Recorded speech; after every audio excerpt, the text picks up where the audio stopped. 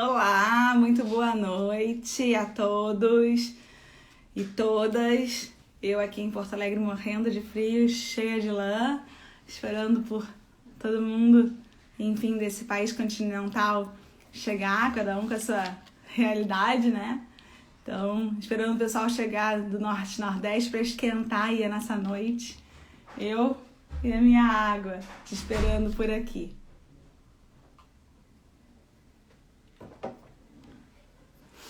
Olá, Super Julie! Tudo bem? Entre de pé direito. Acabei de falar que eu tô aqui no auge do frio, esperando a galera do Norte e Nordeste entrar aí, cheia de calor, para aquecer a noite. Enfim, seja muito bem-vinda. Adoro essas carinhas, essa tua presença tão bacana. Que legal te ter sempre aqui com a gente. Conosco, comigo, enfim. Aos pouquinhos vou esperar aí o pessoal entrar pra gente começar a conversar, né? Hoje sobre o impacto emocional no tratamento do câncer de cabeça e pescoço, né? Que aproveitando o Julho Verde, né? Que é justamente o mês de conscientização, né? Do câncer de cabeça e pescoço. Saudade do frio! Quem me dera ter saudade do frio. Tenho saudade do calor. E como tenho saudade do calor? Olá, Brendinha, tudo bom? Entre de pé direito. Oi, Lotus Terapia, seja bem-vinda. Então, Julie, tem muita saudade do calor. Você não tem noção de quanto eu tenho saudade do calor. Eu tô aqui cheia das lãs, cheia das meias de lã, com o aquecedor ligado e ainda tô com as mãos geladas. Mas enfim, né? Faz parte do pacote. Então, tamo que tamo, né? Eu fico brincando que esse ano, enfim, no sábado eu fiz aniversário e tava pelo menos esperando que eu, pelo menos, ou chovesse, ou não chovesse, ou não fizesse frio.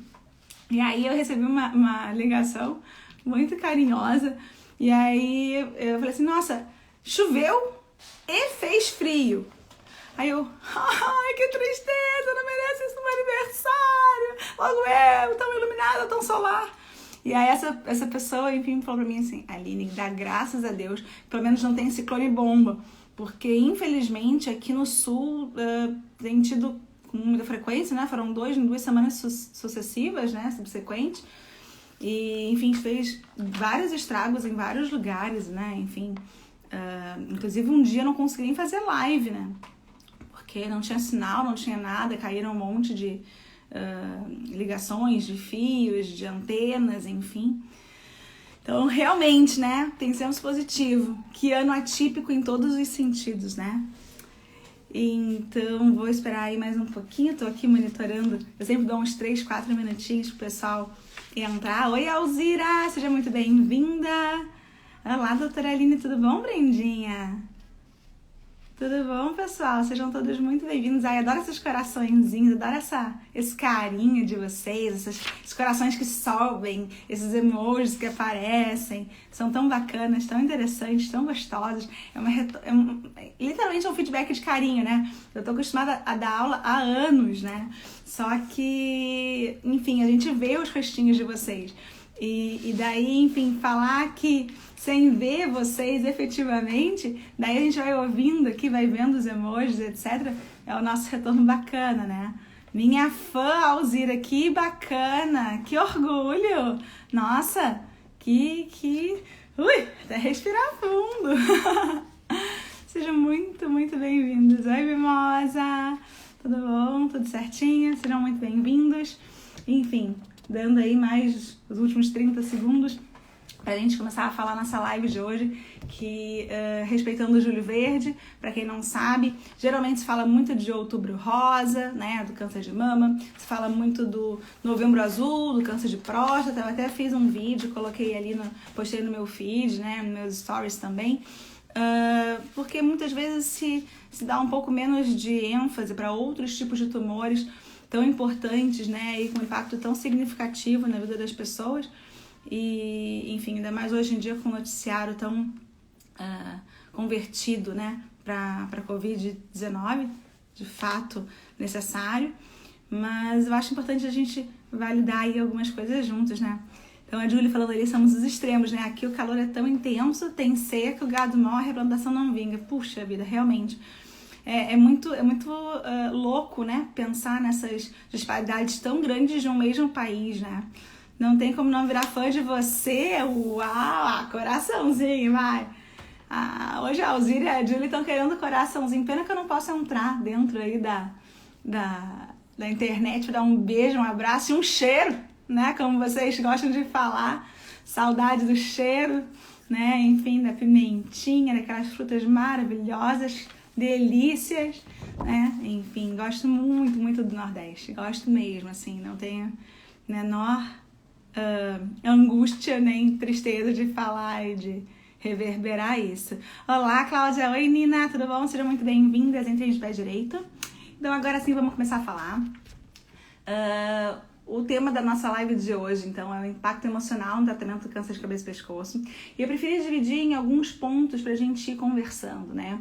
O primeiro deles é que a gente tem que pensar no tumor, propriamente dito, né?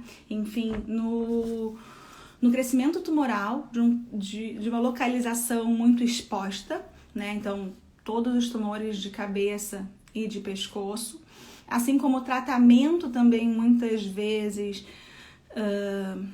muito, como é que eu vou dizer, muito, não só enfático, mas muito doloroso, muito penoso em uma série de aspectos, né? Diretamente interferindo e sendo interferido por nutrição, né? E num segundo momento falar sobre alimentação efetivamente em relação a uma paciente com câncer de cabeça e pescoço, né? Em relação às dificuldades, sintomatologias limitantes e inclusive em relação às vias de alimentação que são inerentes ao processo, né?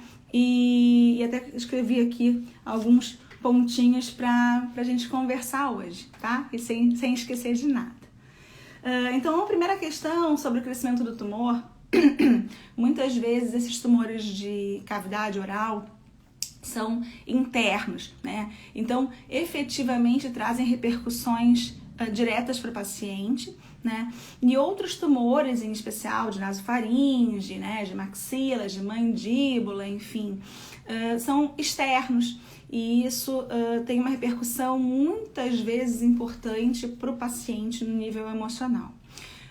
Primeiro que muitos deles, eu digo isso com muita tranquilidade, porque eu trabalho com câncer de cabeça e pescoço há quase 20 anos, né? Inclusive acompanho pacientes laringectomizados, se eles tiveram câncer de laringe de forma bem próxima. Trabalho num grupo também específico que eu adapto, que é justamente um grupo bem direcionado para câncer de cabeça e pescoço.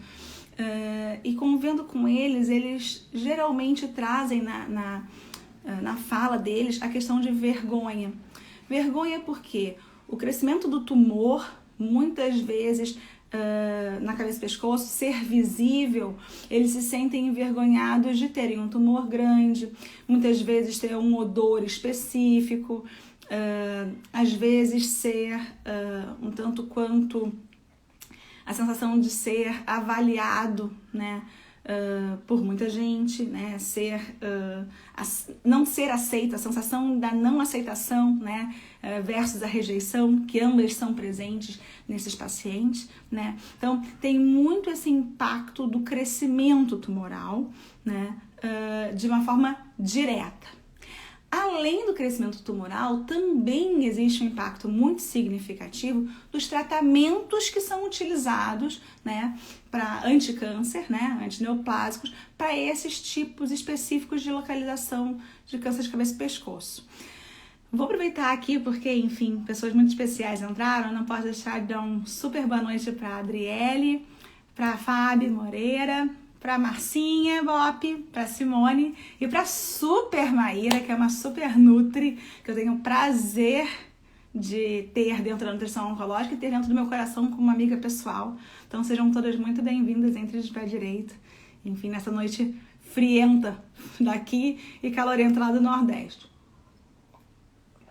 Então, começando a falar justamente sobre essa questão de muitas vezes ser remetido à vergonha e essa vergonha ter um impacto emocional muito grande, muitas vezes proporcionar uma reclusão desses pacientes, muitos deles não querem nem sair de casa, muitos deles desenvolvendo depressão, desenvolvendo atitudes mesmo de isolamento social muito significativas e impactantes, né? Não só para o paciente de uma forma direta, mas o impedindo muitas vezes de conviver, né, com colegas, com amigos, com familiares. Oi, Paulinha, seja muito bem-vinda, entre de pé direito. Chega mais, né? Olá, Adriano, também seja muito bem-vindo, entre de pé direito. Então, a primeira coisa que eu acho muito importante é o crescimento tumoral, muitas vezes, ser visualmente impactante. Muitas vezes, o simples fato, entre aspas, simples, né? Porque a gente sabe o quão complexo é todo esse processo. O simples fato de ter um tumor visível para todos traz constrangimento significativo para o paciente, né? Muitas vezes os pacientes tentam esconder e muitas vezes não é escondível, entre aspas, e eles se sentem realmente muito impactados nesse processo, tá?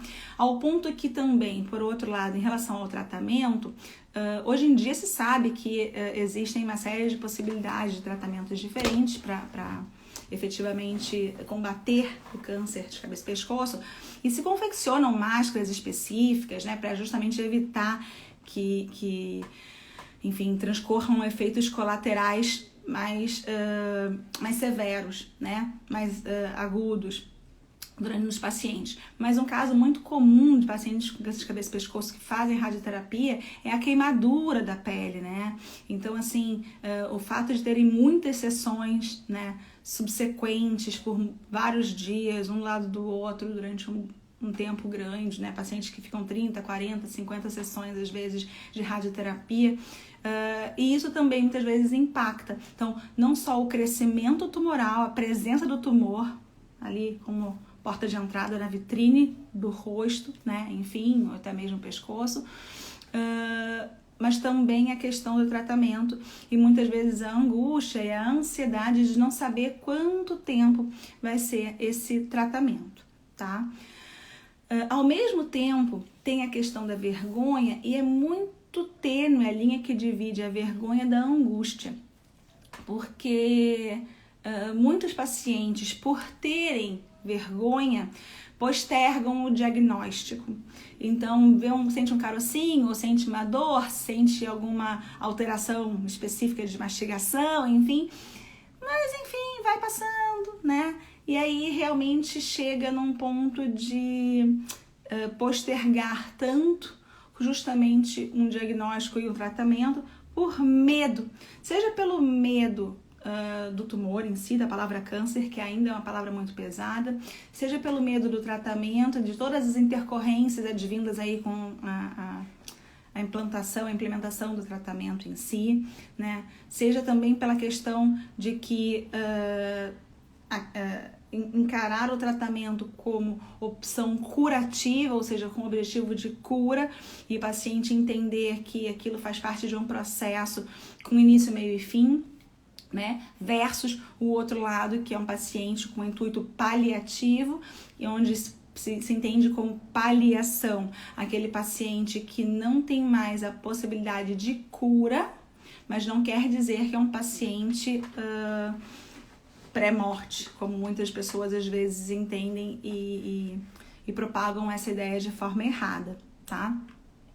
Então o ponto é, a presença do tumor muitas vezes traz vergonha, traz medo, traz angústia, traz essa questão de pensar, né, onde eles estão, para onde eles vão, por quanto tempo isso pode perdurar, por quanto tempo isso pode acontecer ainda, muito real na vida deles, tá?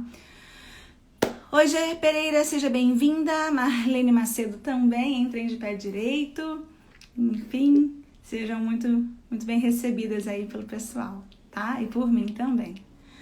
Então, a gente está falando hoje sobre o impacto emocional, né, no tratamento no paciente com câncer de cabeça e pescoço, e a gente já falou um pouco da questão da vergonha, a gente já falou um pouco da questão do medo, a gente também tem que entender o quão complicado é o que está no olhar do outro, por mais que a gente fale, que não se preocupe com o que o outro vai pensar de você. É inerente que um paciente de câncer de cabeça e pescoço, com câncer de cabeça e pescoço pense o que as outras pessoas estão avaliando, porque é bem focado e bem repetido que alguns dos mais importantes fatores de risco são hábitos de tabagismo, ou seja, de fumo, e hábitos de uso de bebida alcoólica, né, em grandes quantidades, em grandes volumes. Então, até um tempo atrás, se fazia muito fortemente um combate a cigarro, né, e que de fato é necessário,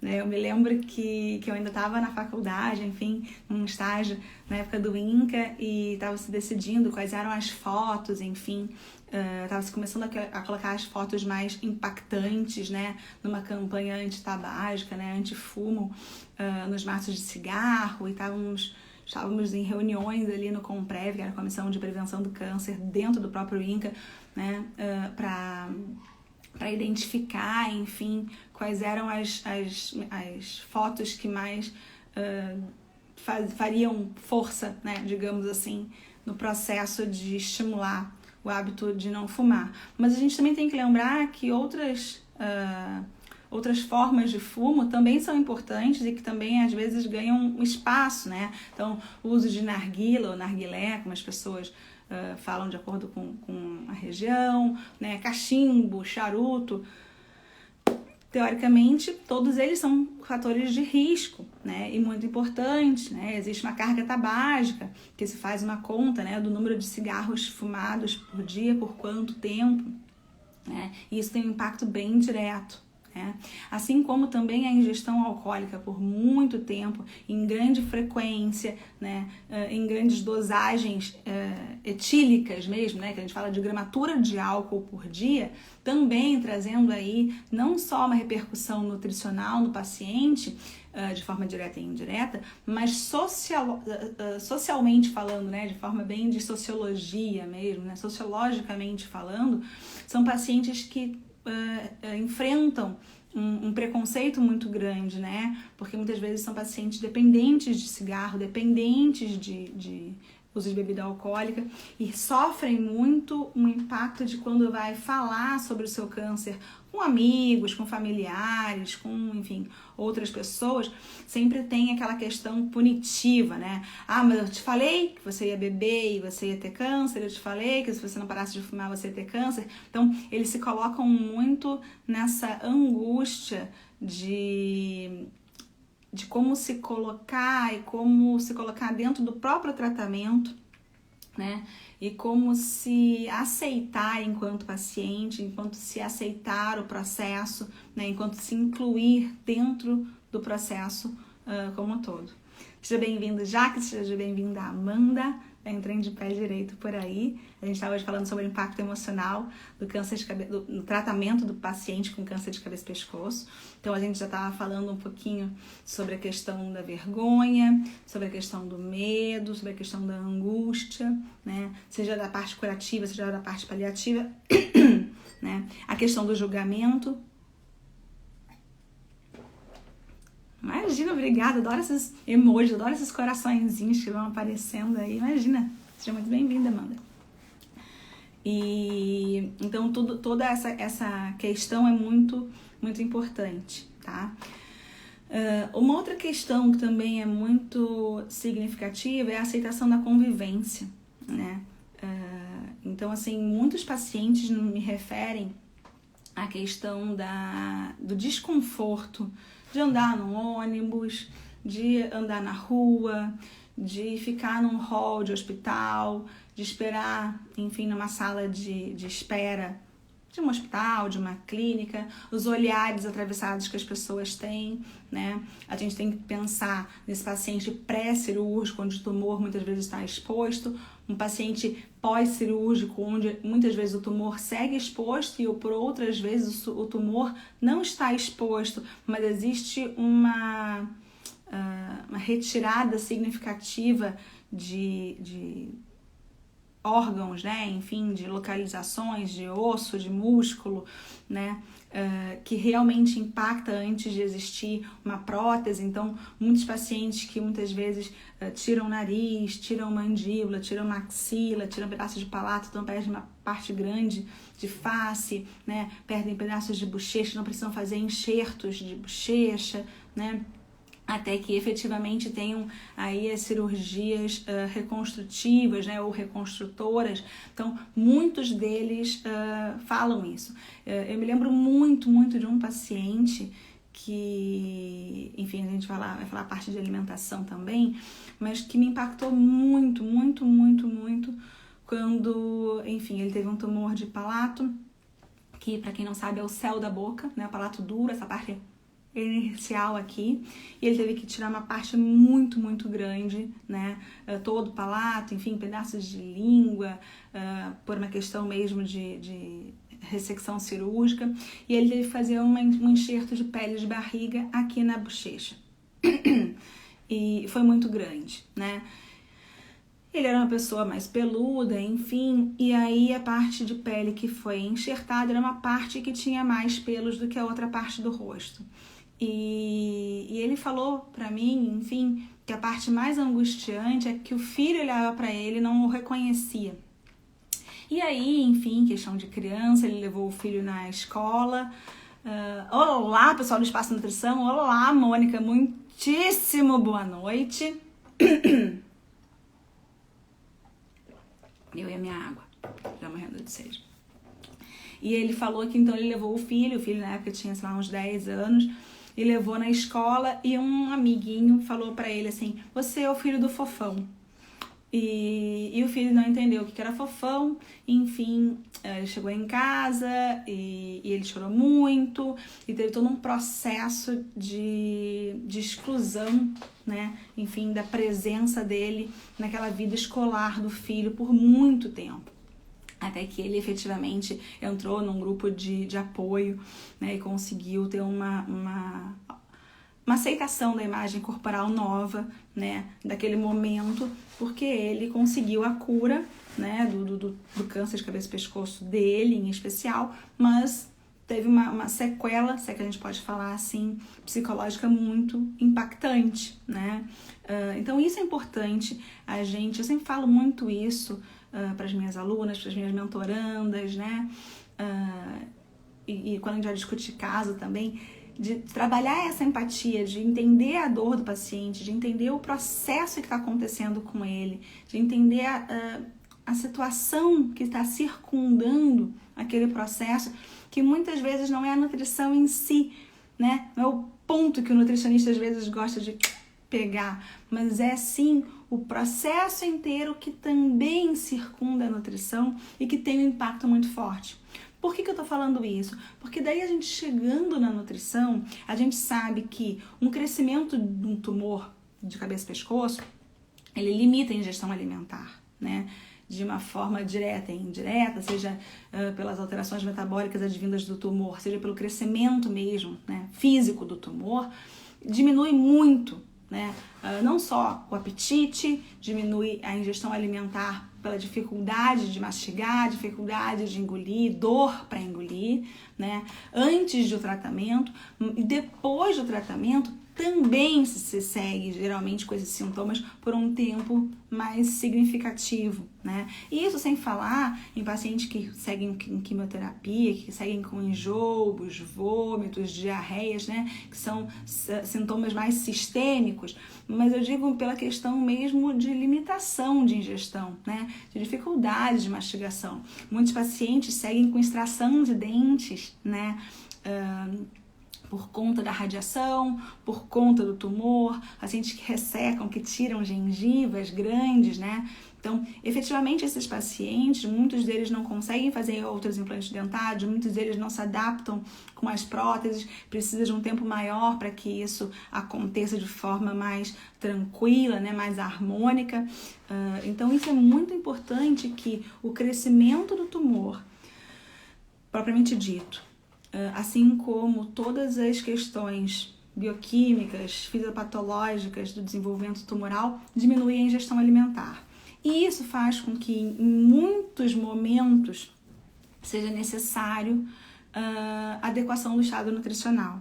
Porque o paciente come muito menos energia, caloria, come muito menos proteína, come muito menos nutrientes como um todo, né?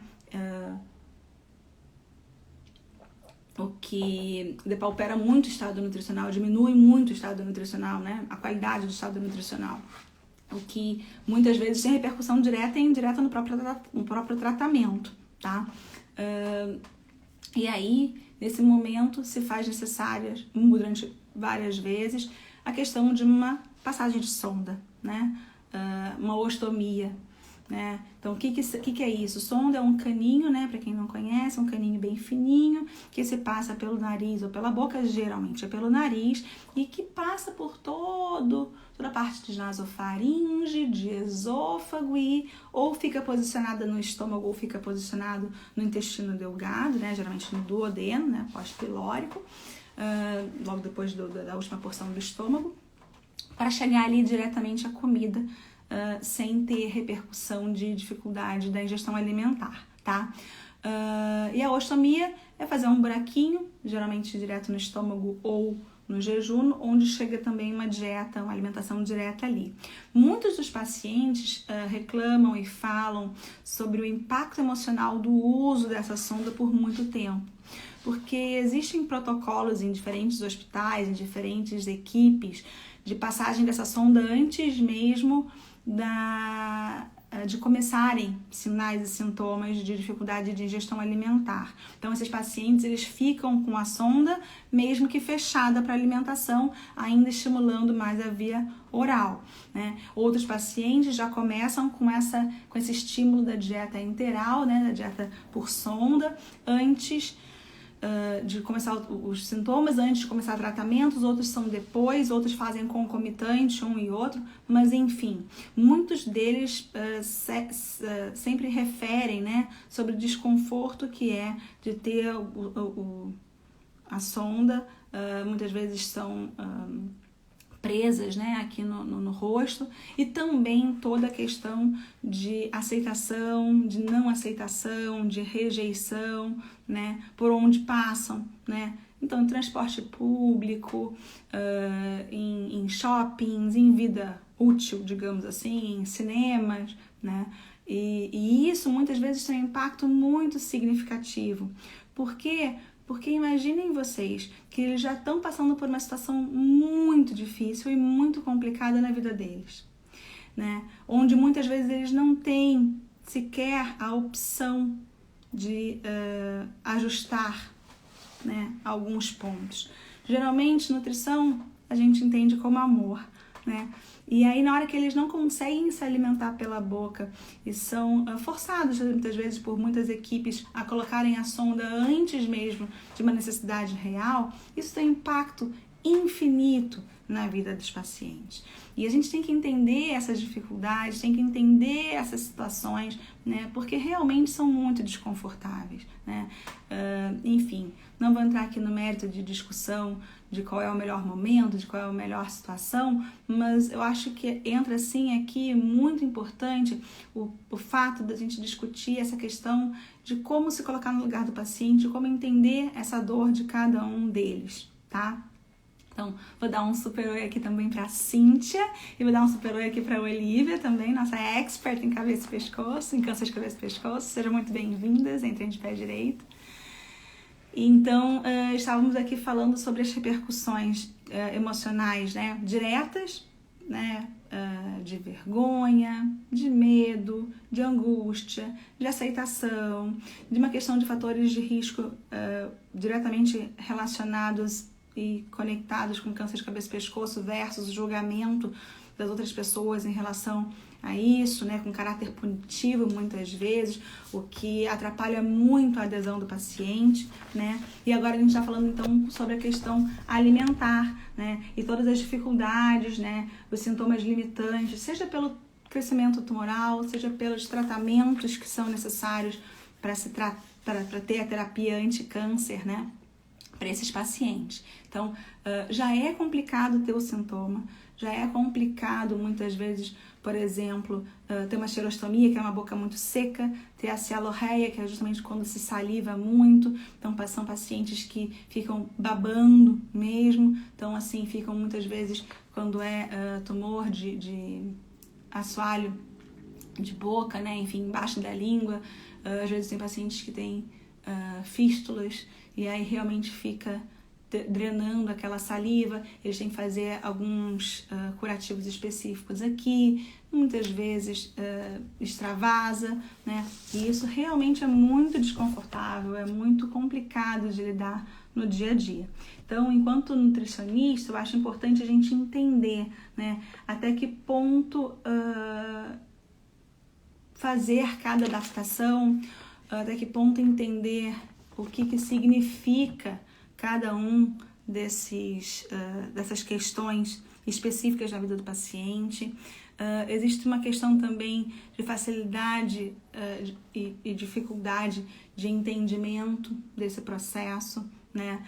Muitos pacientes que às vezes têm a sonda já colocada, e existe uma prescrição, existe uma indicação. Muitas vezes eles têm pouca orientação para fazerem de forma adequada, fazem também de forma desorganizada, que não proporciona uma melhora do estado nutricional. Outras vezes os pacientes têm uma rejeição à sonda, então aceitam por uma imposição, enfim, de uma equipe, mas eles em casa se negam a fazer a dieta enteral. Então é importante, enquanto nutricionista, entender efetivamente como é isso para o paciente, qual o melhor momento de cada terapia, seja ela via oral, seja ela via enteral, seja ela por uma sonda nasogástrica, nasojejunal, nasoduodenal, ou enfim uma ostomia, seja uma gastrostomia, seja uma jejunostomia, se é necessário, se não é,